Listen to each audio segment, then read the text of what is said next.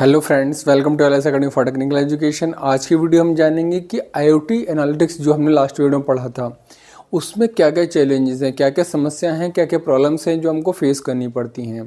तो सबसे पहले हमारी जो प्रॉब्लम आती है वो आती है डेटा की क्वालिटी की, यानी डेटा की गुणवत्ता की। होता क्या है कि आईओटी डिवाइसेस हमारी कॉन्स्टेंटली डेटा तो जनरेट कर रही हैं, लेकिन कभी कभी क्या होता है कि हमारी आईओटी डिवाइसेस चाहे वो फ्रिज हो या टीवी हो, वॉशिंग मशीन हो या कोई सेंसर हो, उसमें हो सकता है कोई दिक्कत आ जाए, उसमें कोई प्रॉब्लम आ जाए, हैंग कर जाए वो, या उसमें किसी वजह से पावर ऑफ हो जाए। तो उसकी वजह से क्या होता है कि जो डेटा जनरेट कर रही हैं इस टाइप की आईओटी डिवाइस, वो डेटा आपका हो सकता है इनकम्प्लीट डेटा जनरेट हो सकता है वो इनकन्सिस्टेंट डेटा जनरेट हो सकता है कि जो डेटा आपका जनरेट हो रहा है वो कंप्लीट ना हो, यानी कि कंप्लीट इनकम्प्लीट हो सकता है, इनएक्यूरेट हो सकता है और इनकन्सिस्टेंस हो सकता है। यानी कि डेटा जो जनरेट हो रहा है वो अलग अलग डिवाइसेस से एक जैसा डेटा जनरेट नहीं हो रहा, क्योंकि कुछ डिवाइस में दिक्कत आ रही है, कुछ डिवाइस प्रॉपरली वर्क कर रही हैं।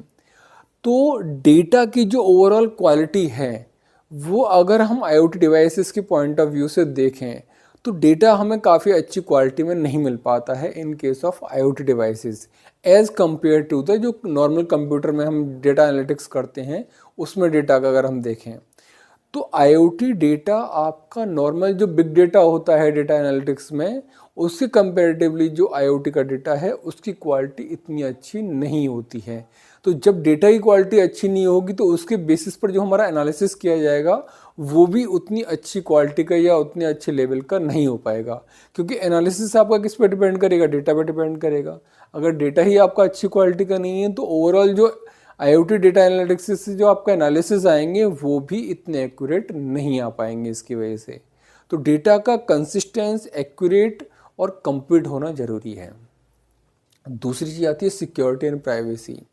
जब भी हम आईओटी डिवाइसेस के थ्रू डेटा को यूज़ कर रहे होते हैं तो होता क्या है कि जो हमारी आईओटी डिवाइसेस हैं वो नॉर्मली पब्लिक इंटरनेट जिसको हम यूज़ करते हैं, चाहे वो ऑर्गेनाइजेशन हो चाहे वो नॉर्मल होम यूज़र हो, जो आईओटी डिवाइस जनरेट कर रहे हैं डेटा उसमें अक्सर हम किसका यूज़ करते हैं, पब्लिक इंटरनेट का यूज़ करते हैं।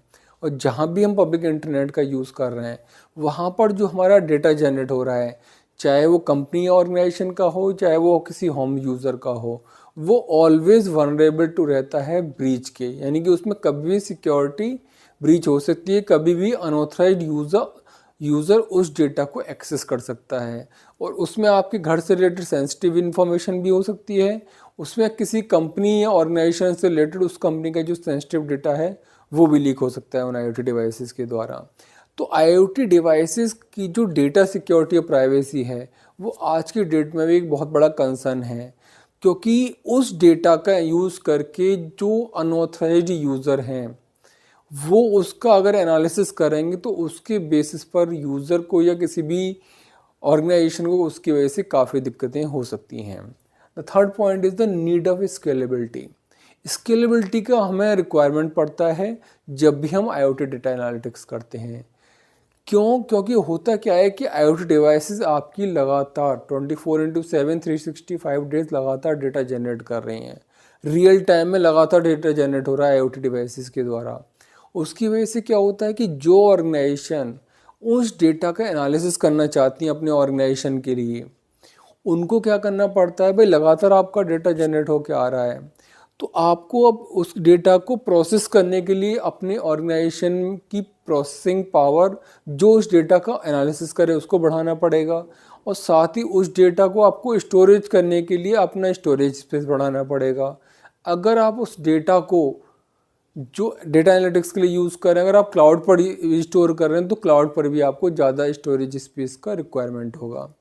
तो कोई भी ऑर्गेनाइजेशन जो चाहती है कि जो आईओटी डेटा है उसका एनालिसिस करना, उन सभी ऑर्गेनाइजेशंस को क्या करना पड़ेगा, अपना जो प्रोसेसिंग आपकी कैपेबिलिटी ऑर्गेनाइजेशन की जो उस डेटा का एनालिसिस करेगी या उनकी जो स्टोरेज कैपेबिलिटी है उस ऑर्गेनाइजेशन की उसको इंक्रीज करना पड़ेगा। क्योंकि लगातार कॉन्स्टेंटली डेटा जनरेट हो रहा है, उसको आपको स्टोर भी करना है और उसको आपको प्रोसेस भी करना है।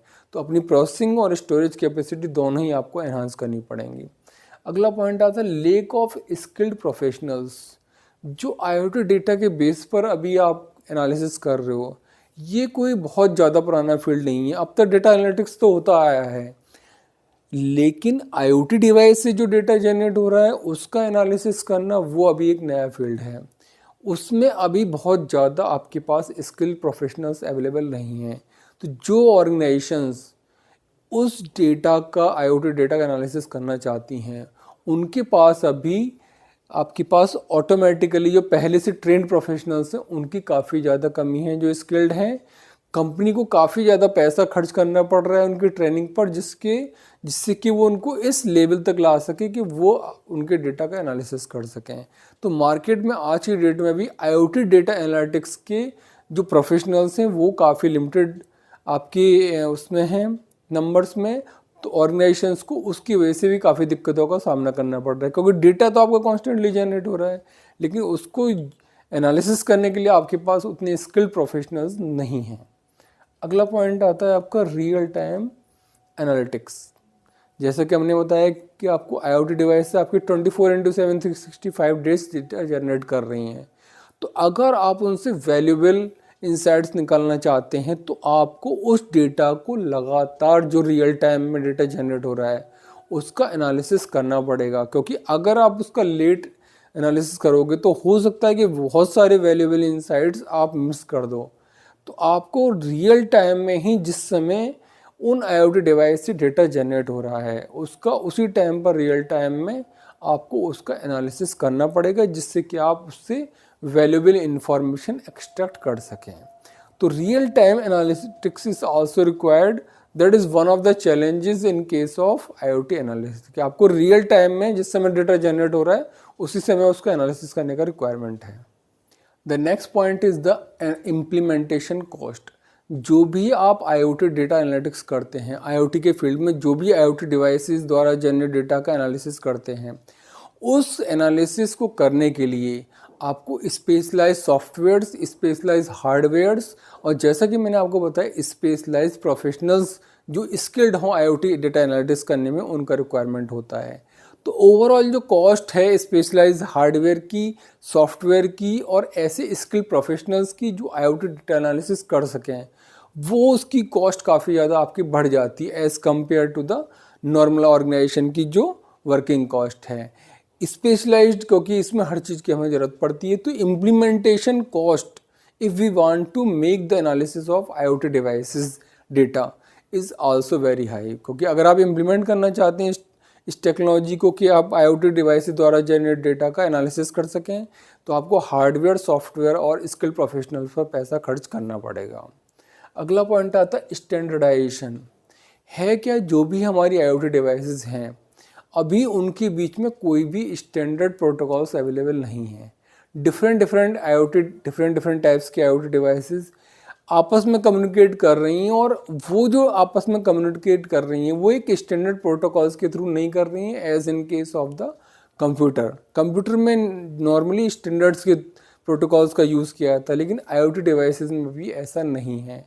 IoT डिवाइसेस में जो डेटा जनरेट कर रही हैं डिवाइसेस आपस में कम्युनिकेट करके, उसके लिए स्टैंडर्ड प्रोटोकॉल्स को फॉलो नहीं कर रही हैं। और जब प्रोटोकॉल्स को फॉलो नहीं किया जा रहा है तो उनके द्वारा जो डेटा जनरेट हो रहा है उस डेटा का एनालिसिस करने में भी काफ़ी ज़्यादा डिफ़िकल्टी आ रही है।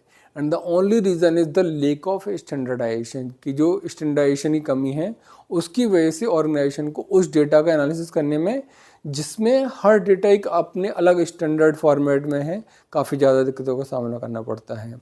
The last point is the integration and management of data.